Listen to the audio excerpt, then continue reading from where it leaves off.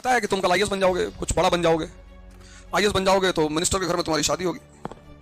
महाराष्ट्र का CM, deputy CM दो पवार साहब, ये सब तुम्हारे घर आएंगे। उनकी बच्चे की शादी में एसबीआई के क्लर्क आए थे सब। तो कैसे बर्दाश्त कर रहे आदमी? इसलिए ये कॉन्सेप्ट शुरुआत से रहा कि कुछ भी बड़ा करना है घर छोड़ दो, किसी को बताओ मत। इसीलिए सपने हमेशा आंख बंद करके देखे जाते हैं। अपने सपने को किसी को मत बताओ, क्योंकि जहां वो बड़ा हुआ तो लोग तुम्हें डिस्ट्रैक्ट करेंगे। इसलिए जो तुम बहुत टैलेंटेड होते हो बहुत, तो तुमको एक बात समझ में नहीं आती कि लोग मुझको परेशान क्यों कर रहे हैं। जीवन में गौर करना, अगर तुम बहुत टैलेंटेड हो, मतलब सिचुएशन का आंसर है तुम्हारे पास, हर चैलेंजेस से तुम निपट सकती हो, 10 घंटा पढ़ सकती हो, तो तुमको अनायास चारों तरफ लगेगा कि लोग मेरे खिलाफ परेशानी क्रिएट कर रहे हैं, मेरे बारे में कहानियां सुना रहे हैं कि लड़की तो एक बोतल दारू पी जाती है। तुमने कहा यार हमने कब पिया? और अब तो सोशल मीडिया का दौर है, फेक नेम से कितनी कितनी आईडी बनाते लोग, और उसमें से एआई आ गया। अपनी फोटो तुम लोग अब सोशल मीडिया पे मत डालना। एआई के फायदे भी बड़े प्यारे हैं, लेकिन वो जो उसका नेगेटिव एस्पेक्ट है वो बहुत डेंजरस है, उसको सब लोग झेल नहीं पाएंगे। तो अवॉइड करो अपनी पिक सोशल मीडिया पे अपलोड करने से, क्योंकि इस देश में आदमी पॉजिटिव कम नेगेटिव पे ज्यादा ध्यान देता है। बिल्डिंग बन रही है तो कहता है अच्छी तो है, एक झटके में गिर जाएगी।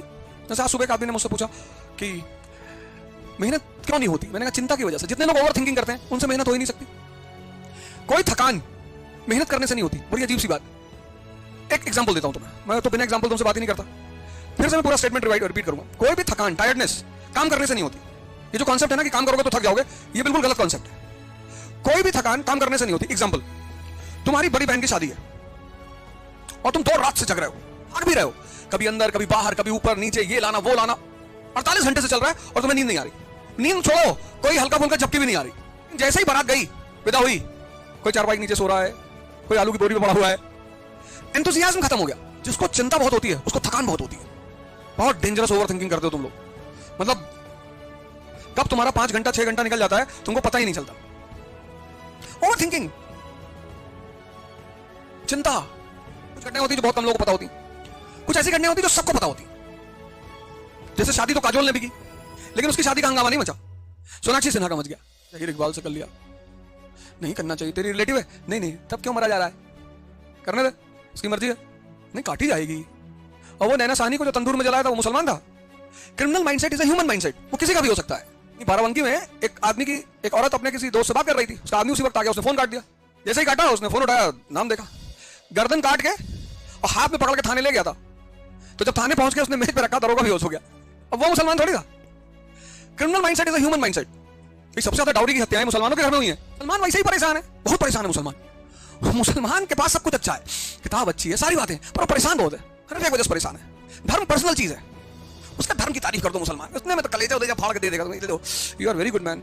और अगर तुम नॉन मुस्लिम हो फिर तो और खुश, और गलती से तुम ब्राह्मण हो तब तो कहेगा कि अच्छा आदमी गलत कौम में पैदा हो गया है। तुम्हारी अगर कोई बुराई करे तो तुम्हें खुश हो। जो लोग तारीफ सुनने के आदी हो तो बर्बाद हो जाते हैं। यही मुसलमानों की कमी है।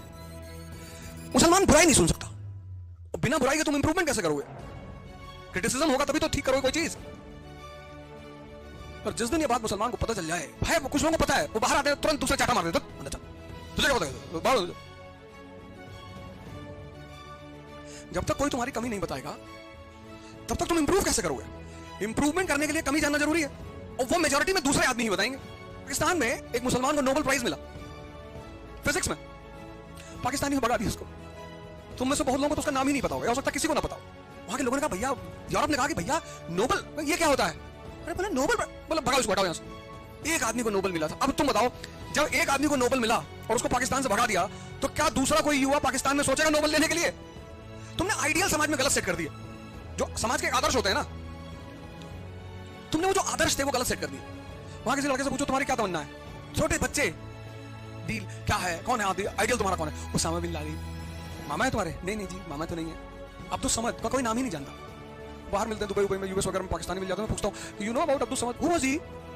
अंग्रेजी भी बोलते हैं पाकिस्तानी। उनका एक शो बड़ा प्यारा आता है, बहुत, न्यूज टॉक्स, अनवर मकसूद। सिर्फ उस 2-3 लोग पाकिस्तान में जिनकी वजह से मैंने पाकिस्तान को बोलना छोड़ दिया, अब नहीं बोलता उल्टा सीधा।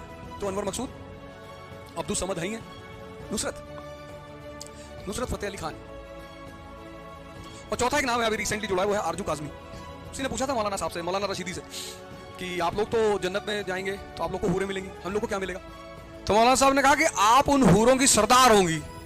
बहुत हंसी, वो बहुत ट्रॉल हुई, बड़ा